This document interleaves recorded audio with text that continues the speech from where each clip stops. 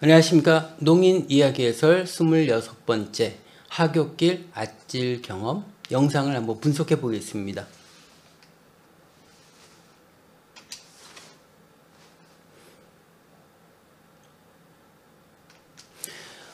내가 예전에 고1 때라고 했습니다. 나 예전 고1 때 이런 부분들은 우리가 이제 농인들이 어떤 메시지를 시작한다라고 할 때 첫 단어를 여러 번 반복하는 경향이 있습니다. 우리나라뿐만 아니라 외국에 마찬가지예요. 그래서 내가 나라는 표현을 여러 번 쳤고 이것도 여러 번 쳤고 그 다음에 고1 때라고 썼습니다. 자, 이런 거 같은 경우는 농인들은 어떤 메시지 할 때 청인들하고 좀 다릅니다. 청인들은 음성이 나가기 때문에 여길 봐주세요 라고 하면 한눈에 쫙 집중을 하죠. 근데 수아는 날 집중해 주세요 라고 하고 남들이 보기까지 기다리는 시간이 필요합니다. 그러다 보니까 그런 것들이 많이 습관이 되면은 첫 단어 같은 경우는 좀 여러 번 하는 경향이 있습니다. 그래서 내가 예전에 고1 때, 그 다음에 여기서 고1 때라고 합니다. 우리가 청인의 입장에서는 고1 때, 고2 때 사실 그렇게 얘기는 잘 안 합니다. 그냥 학창 시절에, 중학교 때, 고등학교 때, 약간 이제 큰 텀으로 얘기해요. 초등학교 때, 중학교 때, 고등학교 때, 대학교 때, 아니면 더 큰 텀으로 얘기하죠. 그냥 학창 시절의 끝.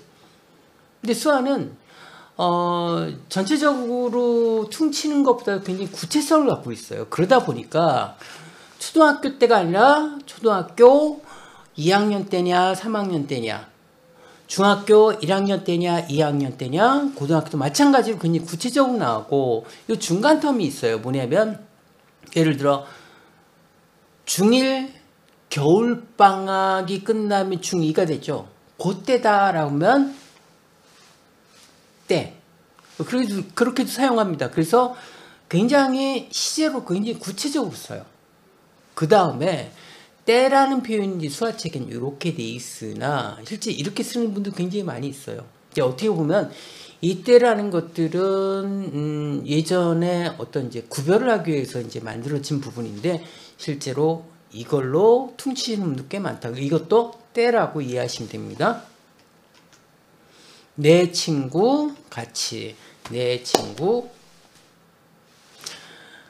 자, 이때 이제 친구, 그 다음에 같이. 자, 이 부분 있고 또 함께 하면서 이 동작 씁니다. 이제 둘이 같이 붙다. 요게 이제 같이 짝 한다라는 거예요. 둘이 붙다. 그래서 요걸 해서 돌아다니면은 늘 둘이 같이 다닌다, 이런 뜻이고, 딱 이렇게 지금 함께도 되지만 둘이 한 짝이야, 단짝이야, 늘 붙어 다니는 사이야, 요런 개념이고요. 그 다음에 여기에서 이런 거는 함께 한다라는 거예요. 함께 한다라는 건데, 요거는 이제 누군가 이제 친구와 이제 가까운 사이긴 한데 아주 친하고 맨날 단짝이고 요건 아니고 중간 단계. 그때 이제 함께. 이런 부분들 많이 씁니다. 그래서 내 친구와 함께. 자, 그 다음에 어떤 동작? 학원을 썼습니다. 학원 다녔어요 하면서 이 동작을 씁니다. 배우다 플러스 다니다. 다니다가 두 가지 종류가 있습니다. 이 다니다를 쓰는 경우 있고 이 다니다를 쓰는 경우 있습니다. 차이는 뭐냐면 원래는 이게 다니다입니다. 근데 이걸 주로 언제 쓰냐? 직장에 대한 거, 학교에 대한 거 거의 두 가지밖에 안 써요. 그럼 이걸 왜 두 가지밖에 안 쓰냐? 요 부분을 보면은 이제 얼핏 보면 다니다가 되지만은 얼핏 또 보면은 시계추 같아. 그냥 왔다 갔다 하는 그런 느낌이에요. 그래서 농인들에게 학교가 그렇게 즐겁지 않을 때는 또 이런 부분 쓰고, 근데 대부분 학교는 다 이렇게 쓰고 직장도 또 이렇게 씁니다. 또 직장은 예전에 농인 같은 경우는 대부분 이제 공장 일이 좀 많았어요. 그래서 이제 어떤 직장이 어떤 나의 자아 실현을 하는 곳이다라고 하기에는 조금 안 맞죠. 그러다 보니까 열심히 다니는 것이 열정보다는 빠지지 않고 다녀라라는 것이 있습니다. 그러다 보니까 이런 부분을 써요. 그래서 직장하고 학교에 대해서는 이 부분에 수화를 쓰는데, 학원 같은 경우는 특별히 난 이걸 배워야 돼, 라고 하는 경우가 많아요. 그러다 보니까 배우다 하면서 이 동작을 써요. 자, 이 동작은 어떻게 보면 애써 내가 다니는 개념이에요. 뭔가 배울 게 있어서 다니는 거예요. 그래서 학원은 배운다 하고 다니면서 이건 약간 애써 배운다라는 이 동작을 써요. 고1 때 친구와 같이 학원을 다니게 됐어요. 그때 자, 이 동작하고 뭘라고 있습니다. 자, 이 동작이 뭐냐면 입과 귀에다 대는 이 동작은 사실 말도 못하고 그러니까 듣지 못한다는 뜻이에요. 다시 뭐가 뭔지 모르는 상태라는 거예요. 그렇지만 친구하고 이렇게 씁니다. 우리가 여기 되면 가슴이니까 감정에 대한 부분이죠. 감정이 좋다라고 해석하는 게 여기는 배 플러스 좋다예요, 원래는. 그런데 이제 배까지 수화가 안 내려갔을 거예요. 그럼 뭐냐면 배는 마음을 좋다니까 내 친구가 마음이 좋아. 우리가 마음이 좋다라는 거는 그 천사다라는 개념도 있지만 한편으로 친절해라는 부분이 많습니다. 그래서 참 친절한 아이야 이런 뜻으로 해석하면 됩니다. 그래서 적은 거 노트 필기한 거 내가 볼 수 있도록 도와줘. 듣지 못하니까 선생님이 뭐라고 하는 얘가 제대로 필기 못하는 게 내 친구가 다 이렇게 적어주는 거야. 청인인 거죠. 친한 친구예요. 친한 친구 하면서 어떻게 보면 코 가깝다 친구를 썼습니다. 코라는 의미는 어떤 냄새라는 의미가 있어요. 그래서 냄새 플러스 뭐 한다는 거 아주 가깝다, 아주 자세하다 이런 뜻이 있어요. 자, 코 가깝다 친구 하면 아주 친한 친구라는 거예요. 그래서 함께 학원을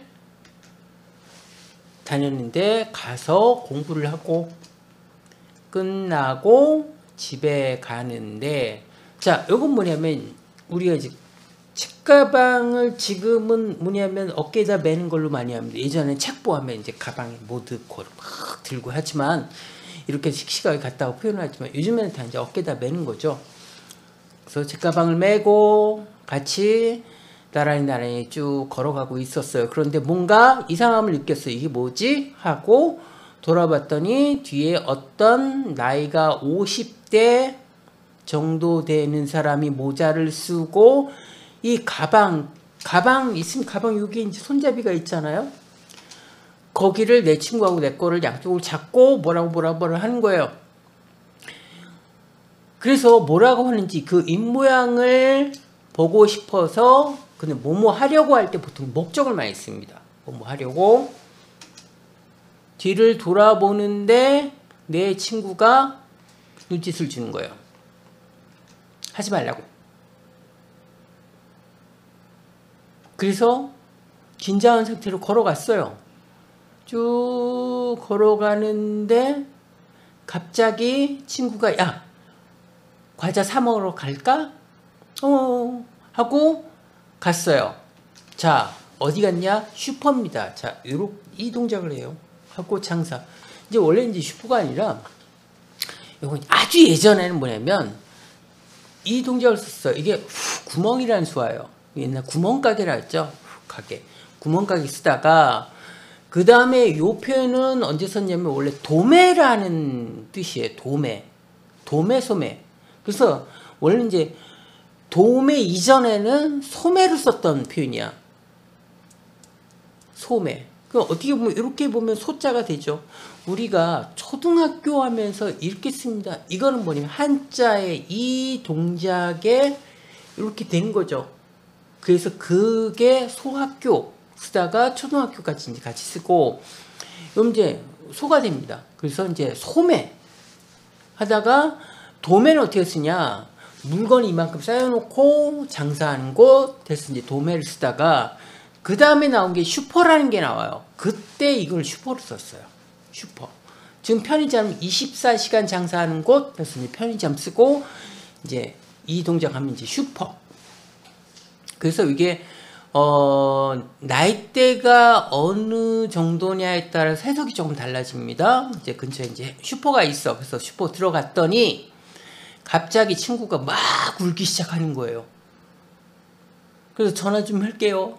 그래서 슈퍼 아줌마가 알았어. 자, 요거는 아줌마입니다. 요건 친척이라는 수하고, 친척의 여자를 해서 친척 수하면 아줌마, 친척의 남자 수형을 해서 하면은 아저씨라고 됩니다.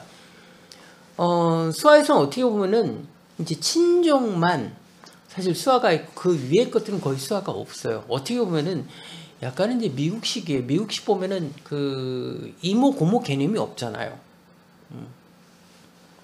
그거 굉장히 비슷합니다. 그래서 요게 아줌마 아저씨지만 친척의 여자를 뜻하지만 실제로는 그냥 우리가 통상적으로 아줌마 아저씨라고도 많이 쓰고, 그 다음에 여기 들어갈 때 과자라고 합니다.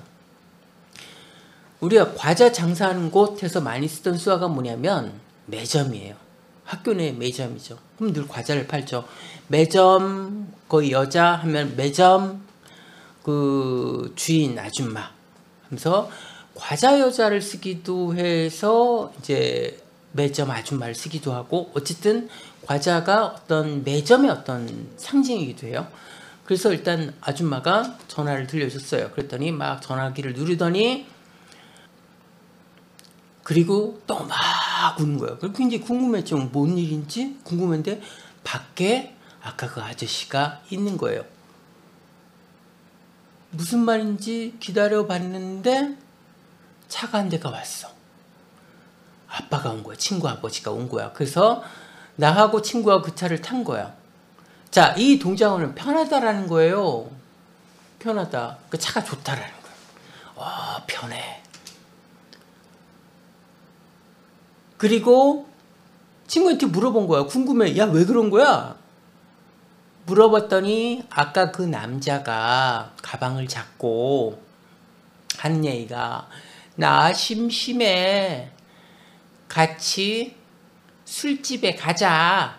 라고 했다라는 거예요. 그래서 그 얘기를 듣고 자, 충격수화가 두 가지 있으면 하나 이충격입니다. 근데 좀 다른 거는 약간 이제 이거는 심장이 쪼그라든다는 표현이에요. 근데 내가 시각적으로 봤을 때 어떤 것이 놀랐다 하면서 이 표현 많이 쓰고, 어떤 정신적이거나 청각적으로 얘기 듣고 충격하면 이런 부분들이 많이 써요. 그래서 그 얘기를 무시하고 빠른 걸음 가다가 교차로, 자, 교차로가 이제 요게 이제 교차로입니다. 교차로 앞에 보니까 봉고가 있는 거예요. 자, 봉고를 이렇게 했는데 봉고는 굉장히 여러 가지 표현이 있습니다. 이게 기본적으로 자동차 수용에서 이렇게 연다고 해서 하기도 하고 이렇게 하기도 하고 그 다음 심지어는 이렇게도 해요. 그래서 그런데 기본적으로 요걸 많이 봉고를 사용합니다. 앞에 봉고가 서 있는 거예요. 그때 사람들 잡아가는 인신매매, 그때가 거기 유행할 때였어요. 그래서 친구가 그걸 보고 혹시 몰라, 우연히 그게 됐나? 순간 머릿속에 뭔가 떠오른다. 혹시 나를 잡아가? 라는 생각이 떠오른 거예요. 어떻게 하지? 라고 딱 돌아봤는데 슈퍼가 있어. 그래서 그 안에 들어간 거예요. 그렇다고 친구가 말을 해준 거예요. 그 얘기를 순간 이렇게 되면 뭐냐면 순간 이제 전기가 오거나 움찔했다거나 약간 정전기나 약간 이런 느낌으로 신호가 왔다라는 거죠. 그래서 갑자기 무서움을 느꼈어. 야, 내 친구 똑똑해. 똑똑하다라는 수합니다. 눈이 빠르다라는 건데 똑똑하다. 어떻게 그렇게 잘했지? 와, 나 무서웠어. 잘못하면은 이렇게 될 뻔했어. 이게 뭐냐면 먹다와 같다요. 그래서 한 통속으로 같이 잡혀갈 뻔했어. 그리고 그때서 늦게 눈물이 쏟아지기 시작했어요. 그래서 학원 다니지 말자 했더니 친구가 아니야, 학원은 좋아. 그럼 어떡해? 아버지한테 차로 도와달라고 도와준대. 그래서 아빠 차를 타고 학원을 왔다 갔다 했던 기억이 있습니다. 내 친구가 만약에 지혜가 없었다면, 자, 생각 잘하다를 지혜라고 써요. 지혜 없다. 생각을 잘하지 못했다면 그때 어떻게 됐을까? 생각만 해도 끔찍해. 소름이 돋아. 그랬던 것 같습니다. 자, 오늘은 학교길 아찔 경험에 대해서 한번 영상을 해석해 봤습니다. 감사합니다.